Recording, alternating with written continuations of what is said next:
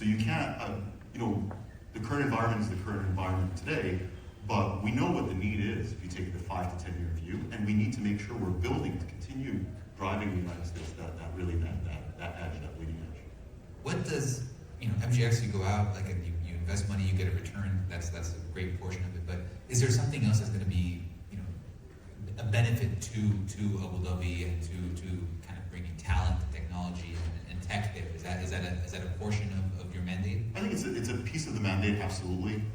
We're looking at advancing Abu Dhabi's role in artificial intelligence more broadly, whether it's from the tech development perspective, also ensuring that there are platform leaders that we can support, targeting geographies that don't have current capabilities today. I'm thinking about, for instance, our data center platform, Tesla, which is a great candidate that can really target data center compute build out in the global south. So it is important. That is an important part of our mandate. But ultimately, we are an investor. We are driven by generating financial returns, and we're assessed as such.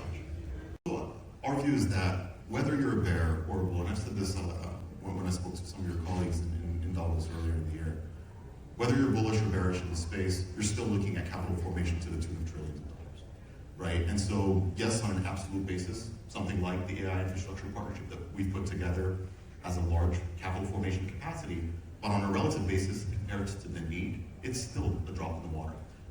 Even with some of the news that we're hearing about pullback from capacity build-out perspective from some of the large hyperscalers, that is still quite small compared to what our view long-term are the compute needs and the capital requirements in order to really enable the adoption of the technology in the code base. Do you have any that have been born in this environment? They generally reach profitability a lot quicker. Their capital needs look different, but there are ones that really transform the value proposition for their end customer. There are also businesses that can be transformed leveraging AI. These are not native businesses, but businesses that today may be considered as a legacy platform, but can really transform their ability to deliver against the customer value proposition leveraging the technology. So is